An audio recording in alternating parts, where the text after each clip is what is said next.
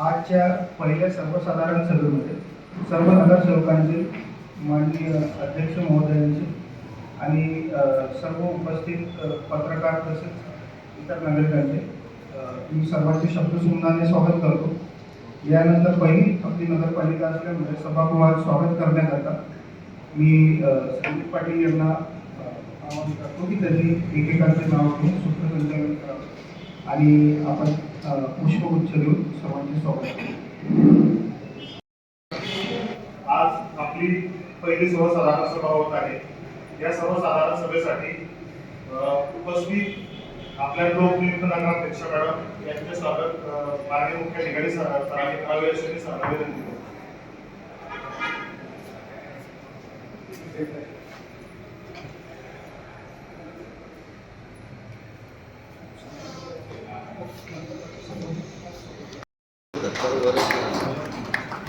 मॅडमच्या हस्ते मग सर्वांचं स्वागत करायचं। नाही वर घ्या मग त्यांचा सत्कार।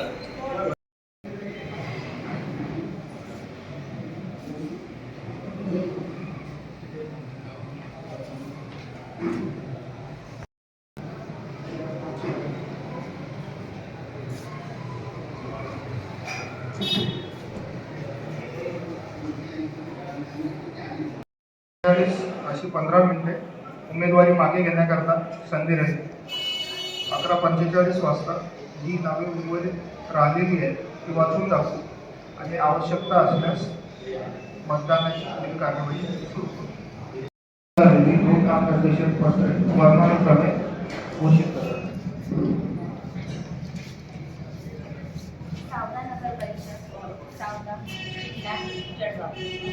उपाध्यक्ष निवडणूक सन 2026 प्राप्त झालेल्या नामनिर्देशन पत्र छाननी अंती वर्णनप्रमाणे लावण्यात येऊन घोषित करण्याबाबत येत आहे। उपाध्यक्ष पदासाठी नामनिर्देशन पत्र भरलेल्या उमेदवारांची नावे। पहिलं नाव आहे पठाण फिरोज खान हबीबुल्ला खान। दुसरं नाव आहे वानखेडे सिमरन राजेश। आणि तहसील अधिकाऱ्यांना तशी विनंती करू शकतो।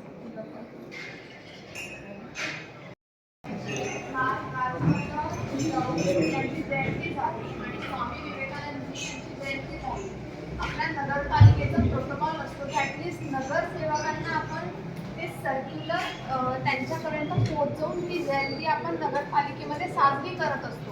खंत या गोष्टीची आहे की काल कुठलंच सर्क्युलर आलं नाही। मला ठाऊक नाही जयंती इथे साजरी झाली सुद्धा का नाही, प्रतिमेला फुलं अर्पण केलं सुद्धा नाही हेही आम्हाला माहीत नाही। म्हणून याच्यामुळे माझी सभागृहाला विनंती आहे की आपण अशा सगळ्या पुरुषांचे जे आपल्या महाराष्ट्राचे जे जाणते पुरुष आहेत यांची जयंती निमित्त तुम्ही ॲटलिस्ट सर्क्युलर तरी प्रत्येक नगरसेवकाला तुम्ही पाठवलं पाहिजे ना। ते आपलं प्रथम कर्तव्य आहे। काल मला खंत वाटली म्हणून मी आज सभागृहाला हे बोलून दाखवलं। धन्यवाद। काल जिजाऊंची जयंती झाली, परिपत्रक आलेलं नाही। गेल्या 35 वर्षामध्ये मी पहिल्यांदा हे अनुभवतोय। जयंती होईल त्याचा एक आपला नगरसेवकांचा व्हॉट्सअप ग्रुप तयार करू, त्याच्यावर आपण मेसेज टाकू। तुम्ही सुद्धा नवीनच आहे, तुमची पहिली जनरल सभा इथे। असे कुठले उत्तर देऊ नका। त्याची एक प्रोसिजर आहे, पालिकेचं परिपत्रक निघतं ते प्रत्येक नगरसेवकाकडे सह्यांसाठी जातं। कुठलीही जयंती असेल, शासकीय कार्यक्रम असेल, जनरल सभेच्या आधी 15 मिनिटं आधी प्रत्येक नगरसेवकाला कॉल जातो। परंपरांना फाटा देऊ नका। या नवीन आहे, तुम्ही जुने आहात, तुम्ही प्रशासनातील अधिकारी आहात, तुमचं असं बेजबाबदारपणाचं उत्तर चालणार नाही। माहिती पुढच्या वेळेसपासून कशी कारवाई आपल्या चांगल्या नगरपालिकेच्या एकंदरीत सगळ्या कार्यपद्धतीवरती जे नगरपालिकेत बहुमतात असतात यांचा उपाध्यक्ष म्हणून निवड होते अशी आपल्या चांगल्या नगरपालिकेची परंपरा आहे। मला राजेश भाऊंना सिमरनताईंना अशी विनंती करतो आमच्या युतीच्या माध्यमातून आणि मी त्यांचा सहकारी म्हणून की त्यांनी या सगळ्या गोष्टीला सहकार्य करावं व विरोधांना विरोध निवडून द्यावं अशी मी अपेक्षा करतो आणि त्यांनी त्याचा मान ठेवावा आणि या सावधानची परंपरा कायम ठेवावी. पण विरोधी झालं पूर्वी का बांबर ना सांगावं लागतं. आता ते कसं आहे, लोकशाही आहे, लोकशाहीमध्ये प्रत्येकाला अधिकार आहे. तुम्हाला सांगितलं त्यांनी. तर माझी अशी विनंती आहे की या युतीच्या माध्यमातून मी माझा सहकारी या नात्याने अशी विनंती करतो की राणीवरून यांनी ही निवडणूक बिनविरोध करावी व आनंदाने ही निवडणूक पार पाडावी अशी मी अपेक्षा बाळगतो. माझी विनंती आहे राजू भाऊंना आणि सिमरनताईंना की त्यांनी याचा विचार करावा. माझी विनंती आहे की तुम्ही विचार करा आणि त्या मागासलेल्या व्यक्तीला ते काय आहे, एक विशेष आता तुम्ही मांडली भावना योग्य आहे. ते मागे खोटा नरेटिव्ह म्हणून मोदीजींना फटका बसला. खरं आहे ते. संविधान बदलणार असा एक नरेटिव्ह या शहरातही सुरू आहे. समाजाच्या जातीच्या नावाचा, धर्माच्या नावाचा. श्याम भाऊंनी मांडलेली भूमिका मलाही रुचते आहे. या सभागृहाची परंपरा आणि त्या परंपरेचं पालन करून ही निवडणूक बिनविरोध व्हावी. ते काय हरकत नाही. ज्यांच्या नेतृत्वाखाली आम्ही काम केलं यापूर्वी, त्यावेळेला तुम्ही या सभागृहात नव्हता. पडण्यासाठी कायम आम्ही पुढे राहायचो. बरोबर आहे का रंजनाताई? मात्र धर्माच्या आधारे राजकारण एक क्षणिक असतं. आज या सभागृहामध्ये बसलेल्या सदस्यांमध्ये एक अल्पसंख्याक बांधव जर उपाध्यक्ष होत असेल तर त्याचा आनंद आणि अभिमान आम्हाला आहे. तर यापूर्वी या सभागृहामध्ये एक इतिहास 100 वर्षात पहिल्यांदा घडला. आपल्या शहरातील नामवंत उद्योजक, फक्त नावाचे सेठ नाही, अख्खी दुनिया ज्यांच्या कामाचा सेठ म्हणून गौरव करते, बाबू सेठ या सभागृहामध्ये उपाध्यक्ष राहिले. त्यानंतर या सभागृहाने सर्वानुमते, आता ते या भूमीवर हयात नाही, हाजी इक्बाल शेख हुसेन त्यांना सुद्धा या सभागृहात श्याम भाऊच्या शिफारशीवरून उपनगराध्यक्ष या सभागृहाने बनवलं. त्यानंतर सय्यद कयाम यांनी आलटून पालटून तब्बल 5 वर्ष या सभागृहामध्ये उपनगराध्यक्ष म्हणून काम केलं. या सभागृहाचं सार्वभौमत्व कायम असताना जाती पातीला भेद घालून तुम्ही आम्ही सारे एक आहोत. शहराच्या विकासासाठी सर्वांनी सोबत हातात हात घालून चालणं गरजेचं आहे. त्यावेळेच्या लोकांनी मनाचा मोठेपणा दाखवला. छोट्या समाजाच्या, अल्पसंख्याक समाजाच्या लोकांना पुढे आणण्याचं काम केलं. मात्र गेल्या महिनाभरापूर्वी आम्ही अनुभव काही वेगळा घेतला. ज्या 2 टोकांना नदीची 2 टोकं एक होत नाही, त्यांनी धर्माच्या आधारे अधर्मी कृत्य करण्याचं सुद्धा काम केलं. एकट्या दुट्यात कोपऱ्यात नाही तर सार्वजनिक स्थळावर सुद्धा माझ्यासारख्या एका धर्मनिरपेक्ष माणसाला एखाद्या धर्माचा व जातीचा कलंक लावून त्या ठिकाणी बदनाम करण्याचा व आम्हाला कोंडीत पकडण्याचा प्रयत्न केला. आम्ही कुठे माणसं आहे. त्यावेळेला आम्हालाही वाटत होतं मी काही शापित आहे का, अल्पसंख्याक आहे म्हणजे मी निवडून नाही यायचं का, मी निवडणूक लढवायची नाही का. आज ज्याप्रमाणे श्याम भाऊंनी त्यांची भूमिका मांडली, प्रत्येकाला ज्याचा नैतिक अधिकार आहे, जनता मूल्यमापन करते. जिथे बंद पडणाऱ्या घड्याळ अशा वल्गना केल्या जात होत्या. मला दुःख हे नाही की मी आज बहुमतात नाही, मला आनंद या गोष्टीचा आहे की त्या बंद पडलेल्या घड्याळाचे 3 काटे एका परिवारातले 7 लोक, आम्ही एक साथ आहे. सर्वात मोठा गट आणि सर्वात मोठा पक्ष सर्वात कमी जागा लढवून या शहरात विजयी झाला असेल तो राष्ट्रवादी काँग्रेस पार्टी. विचारधारेची फारकत आम्ही घेतलेली नाही. विचारधारेची फारकत आज कोण घेत आहे जाब उद्याच्या दिवशी शहरवासी विचारणार म्हणजे विचारणार. तुम्ही मला जाब विचारत होता, आता जनता तुम्हाला जाब विचारेल. त्यावेळेला तुमचं उत्तर काय असेल याचं उत्तर मला श्याम भाऊंकडून अपेक्षित आहे. निवडणूक होणार असेल हरकत नाही, माझे 7 मत आहे ते माझ्या सोबत आहे का ते मला बघायचे आहे. नक्कीच विजय आमचा होणार नाही.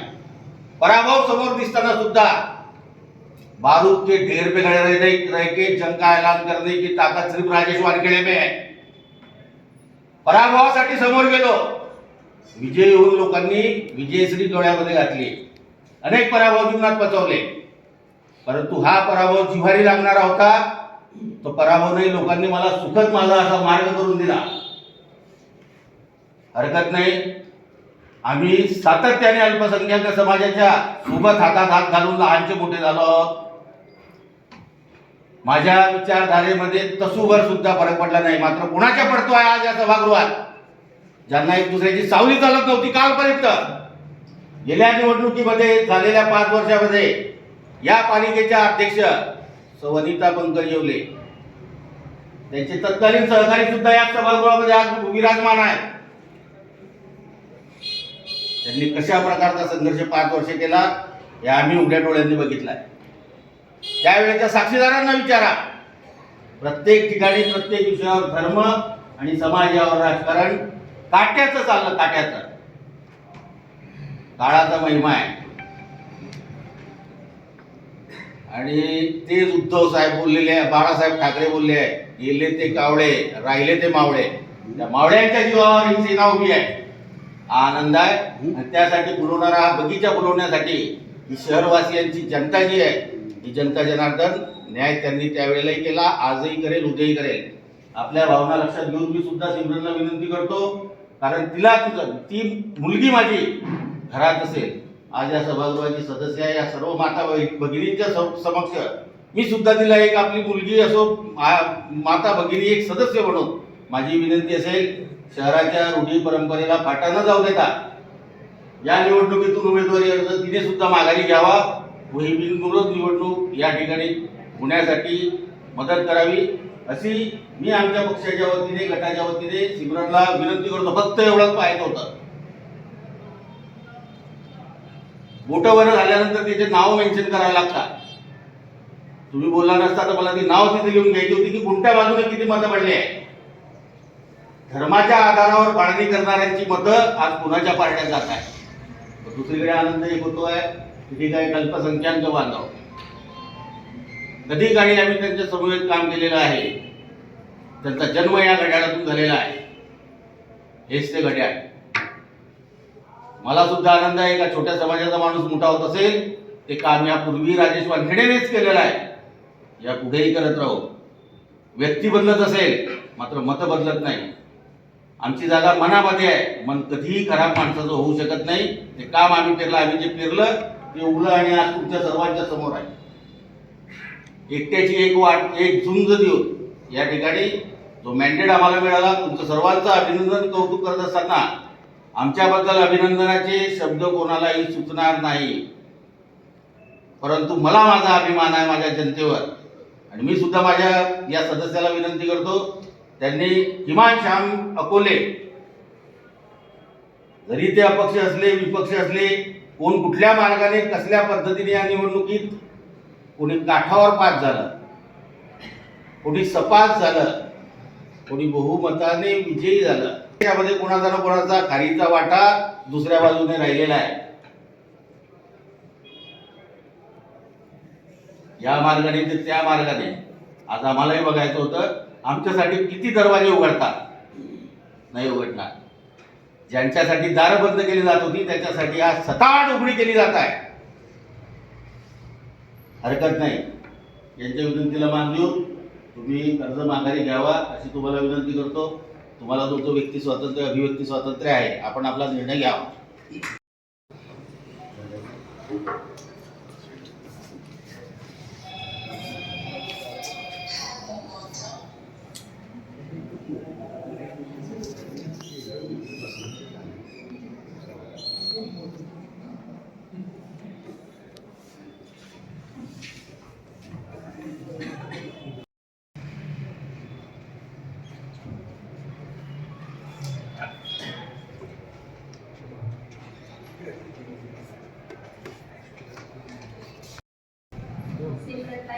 वानखेडे यांनी त्यांच्या मनाचा मोठेपणा दाखवला आणि माघार घेतलेली आहे. त्याबद्दल मी त्यांचे धन्यवाद करते. सिमरनताई व राजेश वानखेडे व तसेच सर्व राष्ट्रीयवादी पक्षाचे साथीचे सातत्यानं सेवक यांचं मी अभिनंदन करतो. त्यांनी आमच्या शब्दाला मान देऊन भारतीय जनता पार्टी शिवसेना युती पक्षांना सोबत घेऊन काम करायची ग्वाही दिली आणि 5 वर्ष असंच आपल्या विकासाच्या कामासाठी त्यांनी सहकार्य करावं ही अपेक्षा ठेवतो. मी फक्त विकासाच्या कामाविषयीच बोलणार आहे सगळ्यांची आणि गावातल्या विकासाच्याच कामाविषयी आपण बोलावं सर्वांनी. जातीपातीचे विविध जागांचे राजकारण बाजूला ठेवून सभागृहामध्ये आपल्या गावाचा विकास कसा होईल याकडे जास्तीत जास्त लोकांनी सभागृहाच्या सर्वांनी लक्ष द्यावं व या सभागृहाचं कामकाज आनंदाने करावं आणि नगरपालिकेचा विकास सावदा शहराचा विकास व्हावा ही अपेक्षा बाळगतो. मी सर्वांच्या वतीनं सर्वांचे अभिनंदन करतो आणि पुढे जाऊनचे विशेष अभिनंदन करतो की त्यांना सिमरनताईचा मोठेपणा दाखवून त्यांनी एक बिनविरोध जीवनाचा मार्ग सुकर केला. आता अध्यक्षपीठ असेल अधिकारी त्याचं डिक्लेअर करतीलच अशी अपेक्षा बाळगतो. जय हिंद, जय महाराष्ट्र. आता उपनगराध्यक्षपदासाठी पठाण फिरोज खान, हबीबुल्ला खान यांची बिनविरोध निवड झालेली आहे.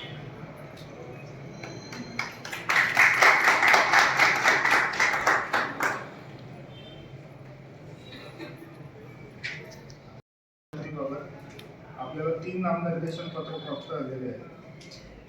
त्यामध्ये अनुज्ञेय संख्या भाजप शिवसेना आघाडी गट यांची 1 आहे आणि राष्ट्रवादी काँग्रेस पार्टी गटाची 1 आहे. तरी भाजप शिवसेना आघाडी गटाकडून 2 नामनिर्देशन पत्र प्राप्त झालेले आहेत. श्री महेश प्रभाकर अकोले, श्री सूरज संतोष सिंग परदेशी या दोघांपैकी एकच अर्ज अनुज्ञेय करता येणार आहे. त्यामुळे माननीय गटनेत्यांना मी विनंती करतो की त्यांनी माननीय पीठासीन अधिकारी तथा अध्यक्ष यांच्याकडे आपले शिफारस पत्र सादर करावे जेणेकरून नामनिर्देशन करण्याची प्रक्रिया सुकर होईल.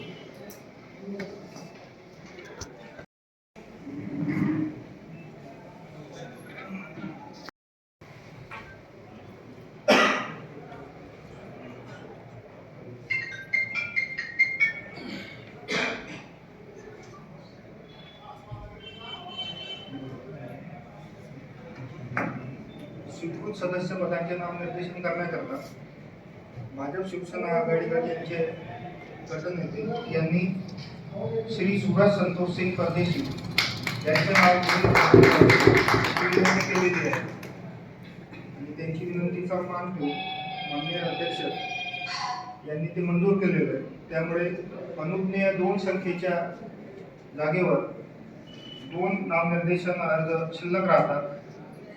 श्री सूरज संतोष सिंग परदेशी आणि श्री जंगले सुनील नेमिदास. तर हे दोघी नगर परिषद सदस्य म्हणून नामनिर्देशित झाले आहेत असे मी माननीय अध्यक्ष यांच्या परवानगीने घोषित करतो. धन्यवाद. आता यानंतर आपण नवनिर्वाचित आपले उपाध्यक्ष आणि नामनिर्देशित सदस्य त्यांचे स्वागत माननीय अध्यक्ष यांच्या हस्ते करू अशी मी माननीय अध्यक्ष यांना विनंती करतो. परंपरेनुसार त्या सदस्य करून त्यांना बोलवून घ्या. त्यांना माहिती आहे की नाही माहिती आहे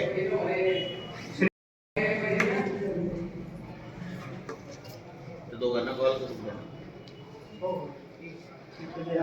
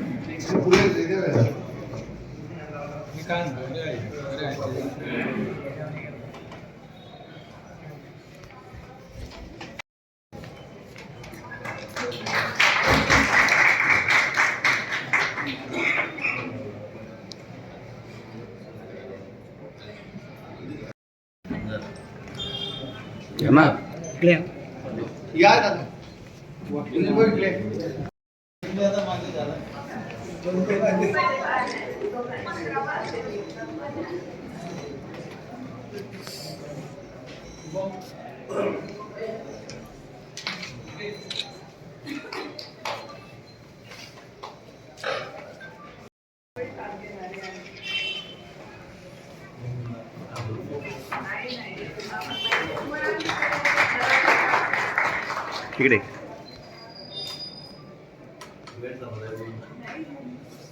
ओके एक मिनिट थांबा. अपक्ष या वतीनं मी उपाध्यक्ष म्हणून ज्यांची निवड झाली असेल त्यांचा सत्कार करू इच्छितो. त्यांनी मला सत्कार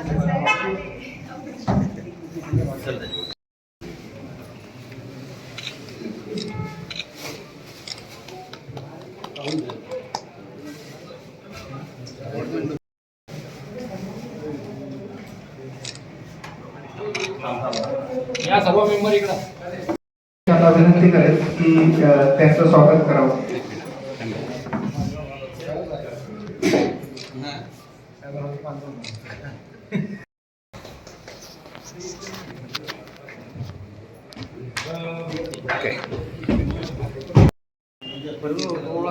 हां एक मिनिट.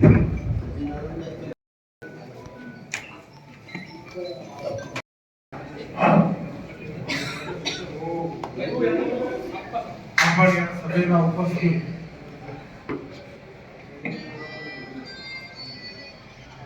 सर्व नगरसेवक, पालिकेचे सदस्य, नगरसेविका आहे. सर्वात पहिले मी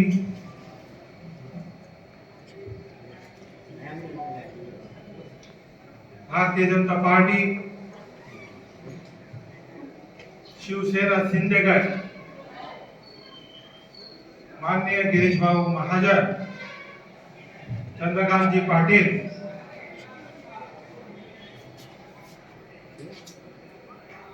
यांच्या युतीच्या माध्यमातून माझी निवड झालेली आहे उपनगराध्यक्षपदी.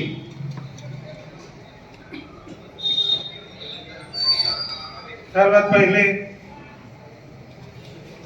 सर्व नेतेगणांचे मी आभार व्यक्त करतो. त्याचबरोबर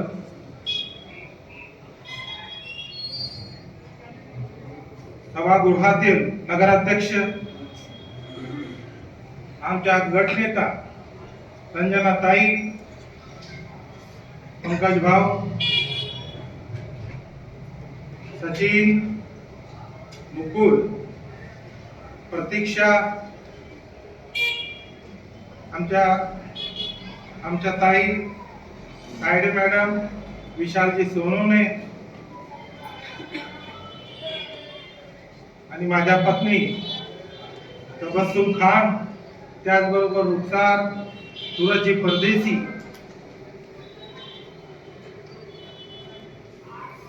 त्याचबरोबर आमचे संघटक भारतीय जनता पार्टी आणि शिवसेना युतीचे, ज्यांनी या 1.5 महिन्यापासून जी आमच्यावर मेहनत घेतली, त्या सर्वांचा मी मनपूर्वक आभार व्यक्त करतो. त्याचबरोबर श्याम भाऊ अकोले या सभागृहात त्यांनी प्रस्ताव मांडला. ती एक परंपरा आहे. ती परंपरानुसार तो मान राष्ट्रवादीचे गटनेते राजेश वानखेडे असतील, त्याचबरोबर त्यांचे सहकारी नगरसेवक असतील, त्यांनी या परंपरेला फाटा न जाऊ देता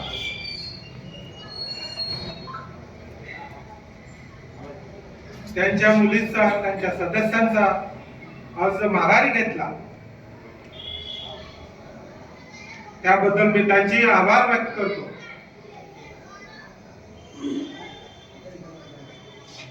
वास्तविकता ही जी सभा होती, त्या सभेमध्ये आपले 2 विषय होते.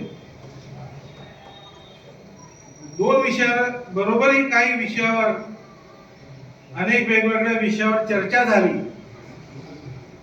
तसा पाहिजे असता चर्चेचा विषय नव्हता, परंतु या सभागृहाचं अनेक वर्षापासून परंपरा आहे की आपण आपले मनोगत आणि जे काही विषय असतात ते सामंजस्यानं आपण सोडवण्याचा प्रयत्न करतो. इलेक्शन आणि राजकारण हे चालू असतं. आरोप प्रत्यारोपाशिवाय कोणी निवडून येत नाही. विरोधकांची जर आपण तारीफ करत बसले तर आपण निवडून येणार नाही, आणि विरोधक जर आपली तारीफ करत असले तर आम्ही निवडून येणार नाही. ही वस्तुस्थिती आहे. राजकारणातून जाताना अनेक आरोप प्रत्यारोप होतच राहतात. त्याच्यात काही राहत मानण्याचं कारण नाही. एक विषय आमचे राजेश भाऊ वानखेडे त्यांनी एक प्रश्न उपस्थित केला की त्यांच्या घड्याळातून माझा जन्म झाला. तुमचं बोललो की नाही, व्हिडिओ चेक करून घ्या, सभागृहाला विचारून घ्या. राजेश भाऊ वानखेडे यांनी पर्सनल तुमचं नाव घेऊन उल्लेख केलेला नाही. मी आपलं नाव घेतलं नाही, उपाध्यक्षच आहे. ठीक आहे, आम्ही तुमच्या गटातून बाहेर पडलेले आहे. तुमचं नाव घेतलेलं नाही. कृपा करून पुन्हा गैरसमज करू नका आणि दिशाभूल सभागृहाची करू नका. सर्वांच्या समोर विषय झालेला आहे. ठीक आहे, मी बोललो नाही त्याचं नाव घेऊन लहानपणाचा मोठेपणा दाखवा आणि आम्ही दाखवतो आहे हे म्हटलं आहे. मी पण माझा विषय मांडतो की माझा, तुम्ही सांगितलं बरोबर आहे, ठीक आहे, पण मी माझा विषय मांडतो की माझा जन्म एखादी दुसऱ्या पक्षातून झालेला नाही. माझे वडील या सभागृहाचे 30 वर्षापासून काँग्रेसचे नेते होते आणि या गावातील राजकीय अनेक पुढाऱ्यांचे वडीलही त्यांच्या बरोबर होते आणि ते सर्व मिळून या गावाच्या विकासासाठी सर्व मिळून काम करत होती. ठीक आहे, वेळ असते, काळ असते. आजचा मित्र उद्याचा शत्रू होतो राजकारणात, आणि उद्याचा शत्रू आजचा मित्र होतो. हे राजकारणाचा भाग आहे. आज चांगला दिवस आहे, याच्यात आपण जे मोठेपणा दाखवला, माझ्या सहकार्याने जो मोठेपणा दाखवला, माझ्यावर जो विश्वास ठेवला, माझ्या नेत्यांनी जो माझ्यावर विश्वास ठेवला, याच्यामध्ये मी स्वतः गावाच्या विकासासाठी, मी असेल, माझे नगराध्यक्ष रेणुकाताई असतील, माझ्या गटातील सर्व नगरसेवक असतील, विरोधी गटातील नगरसेवक असतील, या सर्वांगीण विकासासाठी सदैव आम्ही प्रयत्नशील राहू.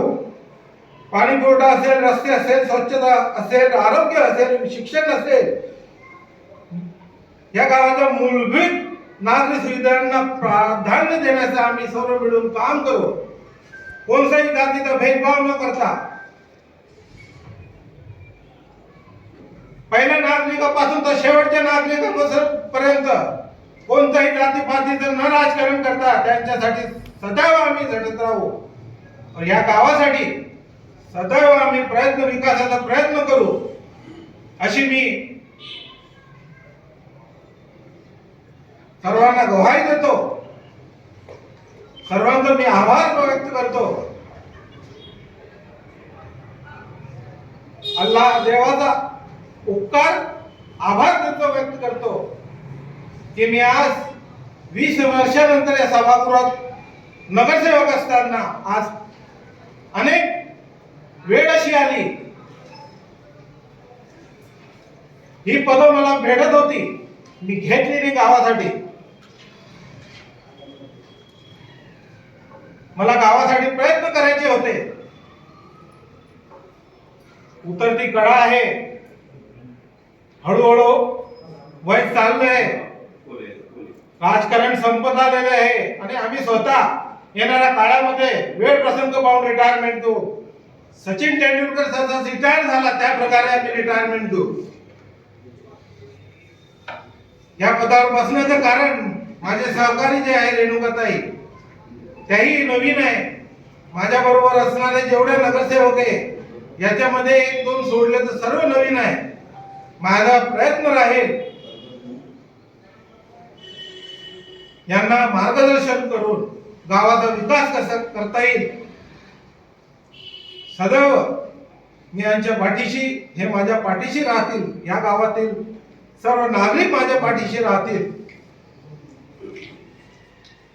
छोटे मोठे विषय असतील आपणही या.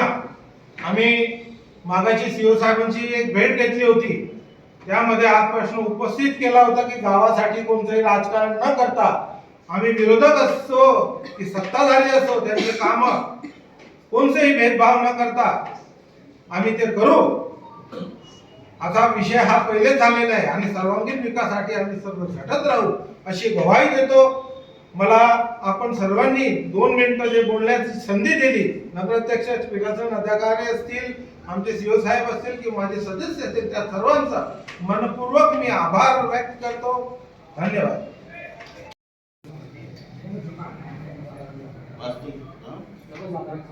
सर्वसाधारण विशेष नाही. आजची सभा विशेष आहे का सर्वसाधारण आहे?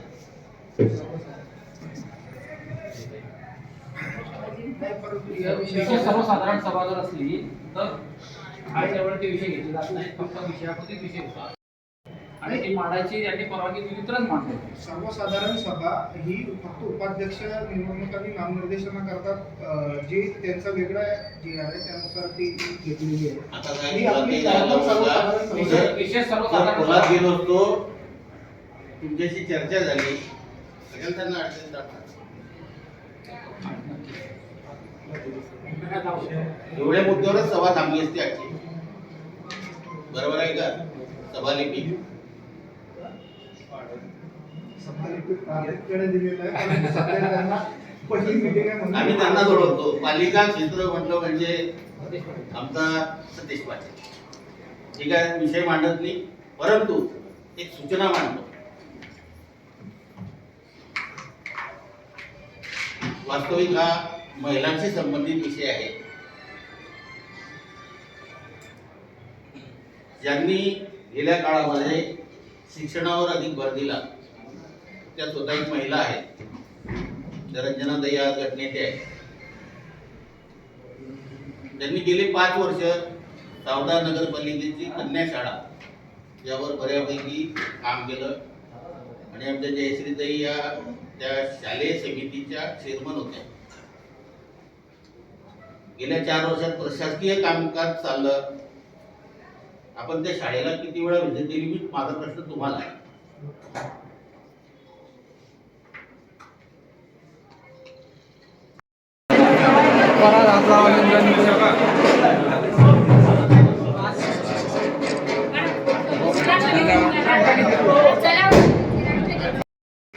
आपल्याकडून उत्तर अपेक्षित आहे. आपण कन्या हायस्कूलला नानासाहेब विष्णू हरी पाटील कन्या स्कूलला किती वेळा व्हिजिट केली आपल्या कारकिर्दीत? संख्या नाही सांगता येणार, परंतु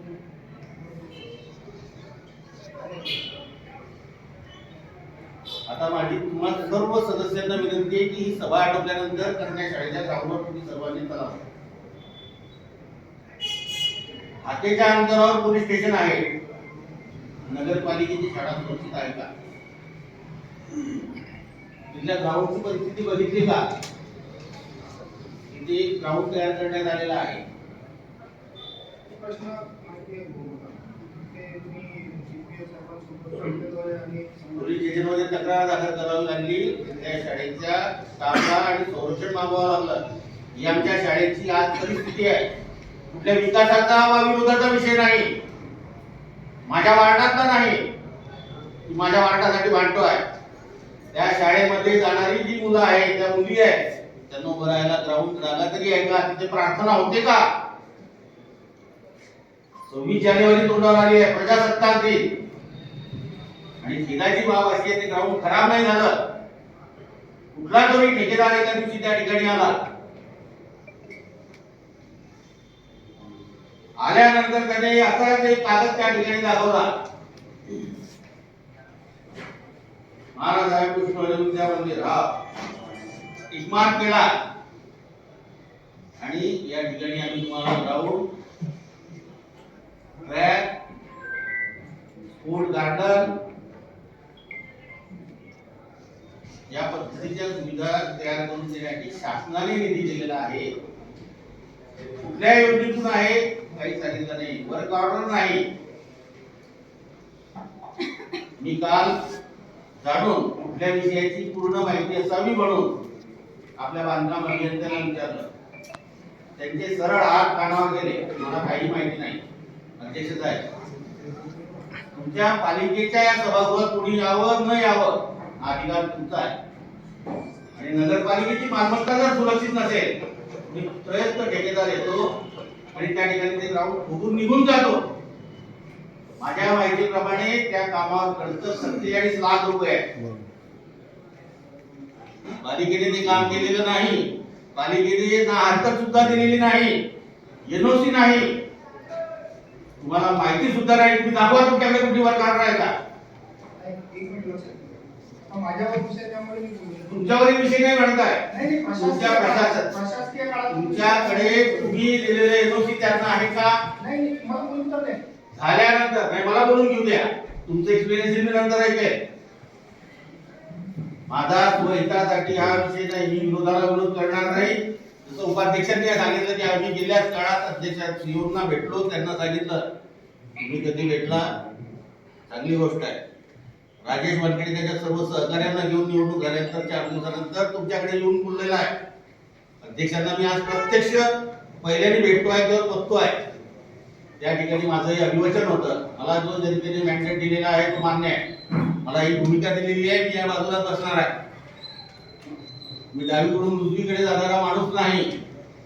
माझा सदा सर्वदा विकासाला व विरोधाला विरोध कधी नव्हता. ते सांगतील या सभागृहामध्ये ज्यांनी या ठिकाणी काम केलेलं आहे मागच्या वेळेला 5 वर्ष. माझा विषय फक्त त्या शाळेतल्या आलेल्या समस्या व त्या ठिकाणी प्रार्थना होत नाही. ही ज्या वेळेला पालकांची तक्रार आली त्यावेळेला मी ते ग्राउंड बघायला गेलो. त्यामध्ये कशा पद्धतीने नांगर फिरवला जातो, नांगर फिरवून त्या ठिकाणी खडी टाकून ठेवलेली आहे. काल तुमचे बांधकाम अभियंता त्या ठिकाणी जाऊन आले, त्यांना सुद्धा माहिती नाही.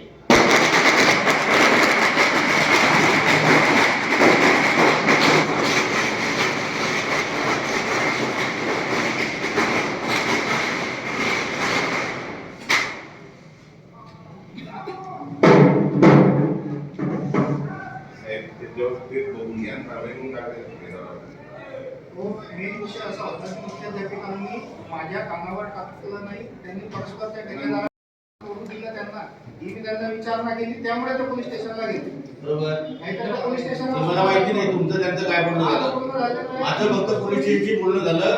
कोणीतरी ठेकेदार आला आणि नंतर तो आला याच्यासाठी तुम्ही आम्हाला काम वर्क ऑर्डर आवश्यक काम पूर्ण झालं, पूर्णत्वाचा दाखला द्या. बोललोय की हे काम कोण करताय. त्या ठेकेदार होता त्याच्यासोबत सुद्धा बोललेलो आहे की हे काम कोण करताय. त्यांनी ओळीची उत्तर दिलेली आहेत. त्यामुळे आता मी त्या मुख्याध्यापकांना सांगितलं होतं की तुम्ही जिल्हाधिकारी यांच्याकडे तक्रार देण्याकरता मला ते द्या. मी जिल्हाधिकारी सरांकडे ते पाठवतो की हे काम नेमकं कोण करताय, कोणती एजन्सी करते हे आपल्याला समजायला पाहिजे. त्या एजन्सी करता आपल्याला त्याच्याकडे फॉलोअप घेता आलं. आमची अपेक्षा तीच आहे, त्याच्यावर रीतसर कारवाई केली जावी. पालिकेच्या मालमत्ता सुरक्षित ठेवण्याची जबाबदारी आपणा घेतली. ऍक्टमध्ये तुम्ही वाचून घ्या. त्याचं विद्रुपीकरण झालं त्याची जबाबदारी तुमच्यावर आहे. ते ज्याने करून घेतलेलं आहे त्याच्यावर गुन्हा दाखल करण्यात यावा. त्याच्याकडे दंडनीय अपराध तो आहे, पोलीस स्टेशनमध्ये त्याच्यावर गुन्हा दाखल केला जावा. त्यांचाही दोष आहे, त्यांनी करून दिलेलं आहे. त्यांनी करून द्यायच्या अगोदर नगरपालिकेला किंवा मला कळवायला पाहिजे होतं की हे आलेले आहेत असं. काय विषय आहे त्यांना समजून द्या आपल्याला. ठोंबरे मॅडमला शोकॉज द्या.